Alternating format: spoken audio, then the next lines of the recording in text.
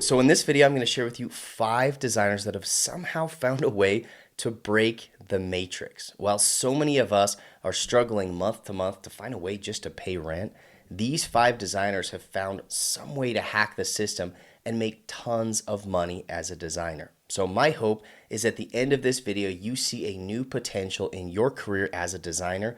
And who knows, by the end, you might also have some great ideas on how you can improve your business to make more money. So let's get into it. The first designer that I want to share with you is a guy by the name of Olly, and he started roastmylandingpage.com. Now, this is a very basic concept where he is offering UX UI audits, but instead of just a bland vanilla audit, he has spiced it up with a little fun and comedy. And so people pay him for a one-time audit, and he gets in and creates a video of him roasting their landing page. So telling them all of the stupid mistakes they made, all of the things they've done wrong.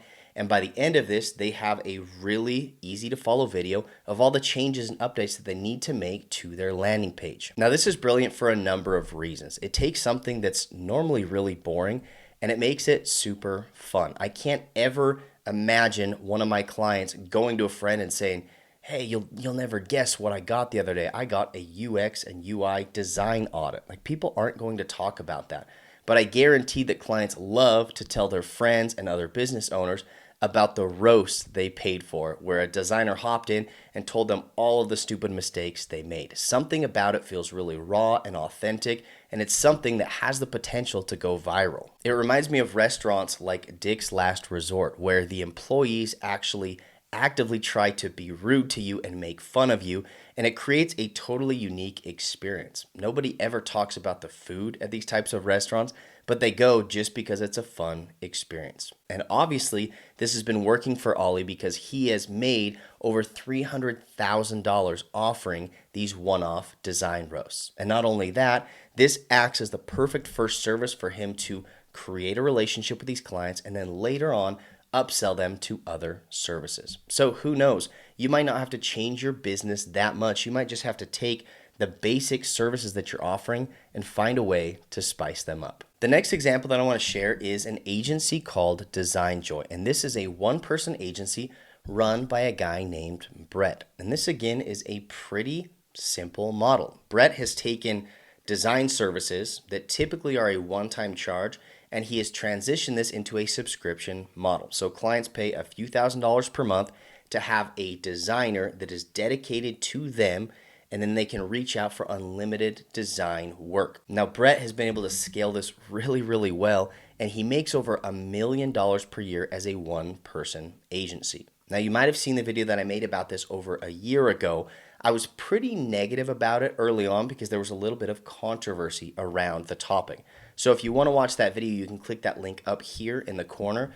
But what I feel now about this business is much different than what I felt back then. I think Brett runs a really great business. I think it's really impressive what he's done. And I think that the subscription model could be a fantastic way for you to run your design business. There's been a ton of really well-known businesses that have taken a simple idea and then been able to transition it into a subscription model and absolutely blow up the business. Some of these you might recognize are Dollar Shave Club, BarkBox, Blue Apron, and Fabletics. Before we dive into the next 3 examples, if you're liking this video so far, please be sure to hit the like button down below. It lets me know that these are the types of videos that you like. All right, let's keep going. Now, the next 2 examples are 2 individuals that went all in on content, and both of these are ones that you're probably going to recognize. The first is The Future, and this is run by an individual by the name of Chris Do. Chris Do is a fantastic teacher. He is what I would classify as an influencer, and he creates incredible content. He's really active on YouTube and Instagram, and I think he is the perfect example of what it takes to get to the point where you are considered the industry expert. Now, Chris Do makes all of his money off of content, courses, selling resources, consulting.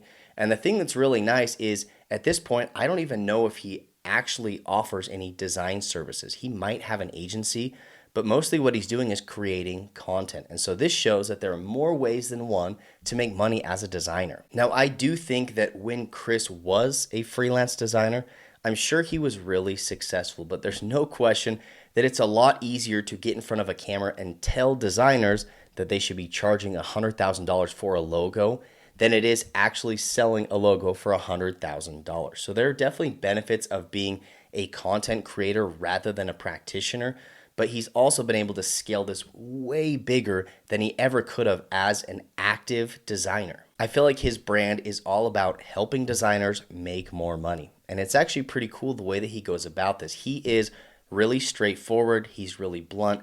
He interacts a lot with the design community. Oftentimes they have webinars, pop-ups. He'll have people in his office to ask him questions. He'll do live role plays. It's really cool to see everything that Chris has done with his brand. Now, this fourth example is one that you'll know, and it's very similar to the future. And this is Flux Academy, which is run by Ron Segall. Very similar to what Chris Do has done. Ron has built a team around him to create the best content for designers. And I love everything that Ron is doing. He makes most of his money selling courses, resources, and then of course from his content. Now he does have a huge content team, which I assume means he's got higher expenses, but that doesn't really matter when you're selling millions of dollars in courses. Now online courses might get a negative rap, but one thing that I love about Ron is in every course he's teaching a very practical skill. These aren't courses teaching you to make $1 million as a designer, but instead they're teaching you how to actually work with clients. They're teaching you how to actually use design tools, and they're fantastic resources for designers like you and I. So I think Ron and Chris Do are two amazing examples of designers that have transitioned into the role of influencer, content creator, educator, and they've done a fantastic job and made tons of money along the way. All right, so this fifth example is the one that I'm most excited about, and I feel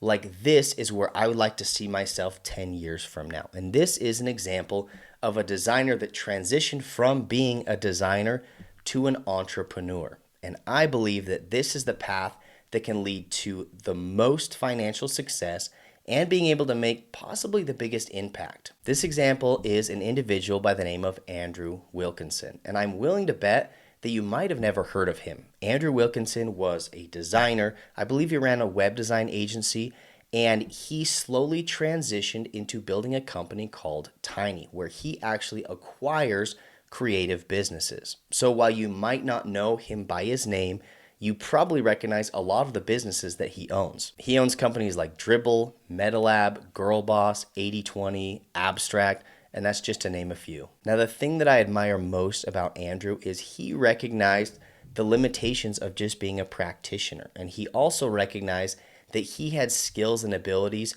to do more than just daily design work. And what he did is he made the transition into starting to acquire other creative businesses. This started with just acquiring other agencies, and then he started to acquire blogs and resources and larger companies. And he's literally built a portfolio that's now worth over $1 billion. Now, I'm willing to bet that there are almost no other designers in this world that are worth over $1 billion. And I really love the way that Andrew has utilized his skills and knowledge and expertise in the design world, and then he's applied that to his entrepreneurial goals. And so he has a very unique advantage because he understands how these work. He understands the business. He understands how us as designers work. He understands what we need, what types of resources and content. And because of that, he's been able to pinpoint the best resources and the best businesses for him to acquire and then grow them. Now, if you want to learn more about Andrew and his journey into becoming a $1 billion designer, you can watch that on My First Million. It's a podcast episode that totally opened my eyes to the possibilities and actually completely changed my goals for the future of my career. So I'll drop that link down below in the description. It's definitely one that you're going to want to listen to. So after talking about these 5 designers, I think there is one critical lesson that you and I can take from this, and that is that the sky is the limit for us as designers. We are more well equipped than anybody else in this world to build our own brand and business. And so don't limit yourself to just doing daily client work. If you have ambitions to build your own company, something that makes a real massive impact, you can do that. You have the skills. And all it takes is a little bit of unique perspective, maybe a unique strategy, and then just ambition to see it through. So thanks so much for watching. If you liked this video, hit that like button down below and subscribe if you want more videos like this in the future. Thanks, guys.